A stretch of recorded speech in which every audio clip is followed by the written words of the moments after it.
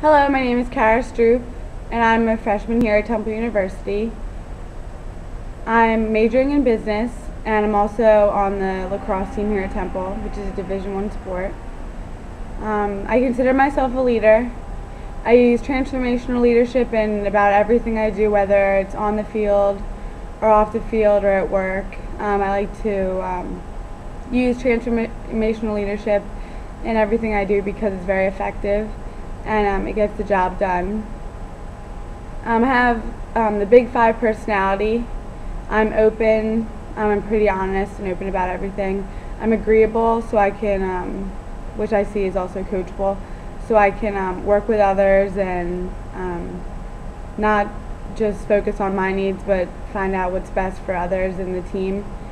I'm conscientious. I'm always aware of what's going on in the situations and my surroundings. I'm emotionally stable. I try and keep balanced emotionally, which is very important when being a leader. And I'm also an extrovert. I'm not very outspoken, but I'm pretty outspoken. Not afraid to speak my mind, say what needs to get done. But I can also be an introvert and be quiet and listen instead of talking. I think it's important to have a balance of being an introvert and an extrovert because you need the best of both of them to be an effective leader. I like to empower the people that are around me when I'm being a leader. I think it's important to not only just focus on yourself, but to empower the people around you because they'll make you better, whether it's motivating them or instilling confidence in every one of the people around you. I'm also a big believer in effective communication. To get anything done, you need to be able to communicate effectively, and that's a very, very important skill. I'm also a big believer in culture.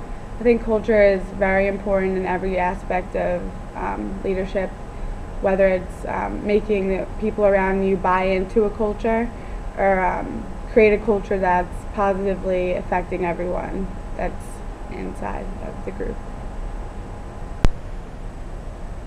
A significant accomplishment in my life would have to be winning the Pennsylvania State Championship for lacrosse 2 years in a row. My team, Garnet Valley High School, we won state my junior and senior year of high school. It was very significant because it taught me a lot about being a leader and what it takes to succeed, and eventually getting that success and what it takes. I had to really become a leader because I was voted captain my senior year. I was also a leader my junior year, but the label of a captain really upped my credibility as a leader and gave me a lot of responsibility.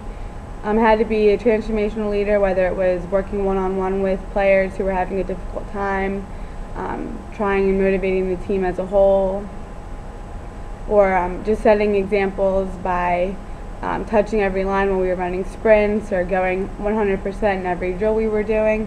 Being a leader was very important for the team aspect, and my role as a leader was very important. I had to really focus on effective communication. It taught me a lot that to be successful you need to effectively communicate, whether it's with the coaches or the players. You need to have a positive lines of communication also. No secrets, nothing being hidden. That's very important. Also, I had to empower the team because it's a very long season and it becomes draining.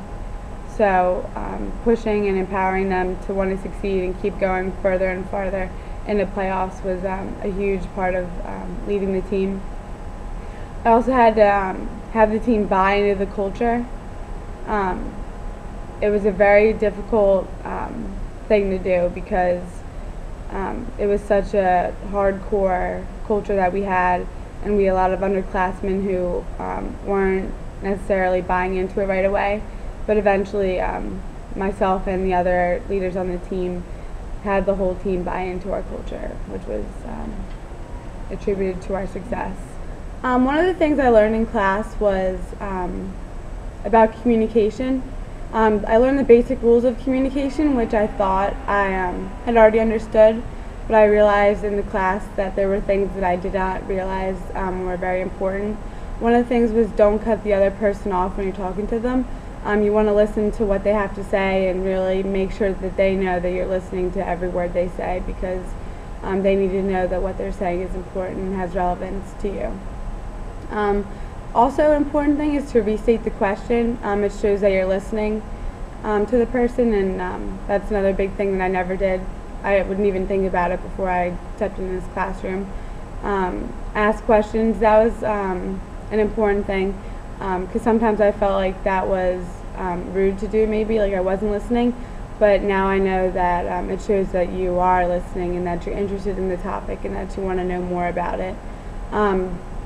Don't text or email something that you should say. Instead, like, say it face to face, or like say it as professionally as you possibly can, because talking one-on-one with a person is a lot more effective than emailing or texting a person. I think our generation especially has a difficult time with communicating in person with people, because we're so technology heavy and we rely so much on technology now that we've lost some of the skills that are necessary in communication. So I think that this class definitely drew attention to the fact that texting and emailing and using technology to communicate with people are not always the best ways to deal with situations or topics.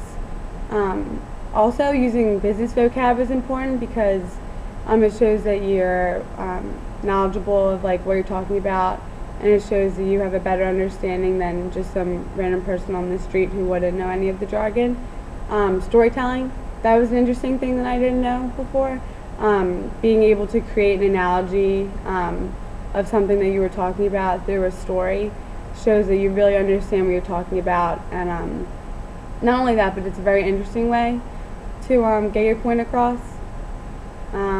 Also, verbal and nonverbal communication is very important.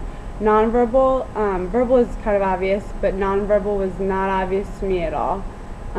Whether it's the way your face even is, your facial expressions when you're listening to someone, or the way you're talking to someone, your eyes say a lot when you're listening and talking to a person. Whether you're smiling or not, whether you're fidgeting around shows you're nervous. Different things like that showed me that you need to be conscious of your nonverbal communication, and it's very important in everything you do.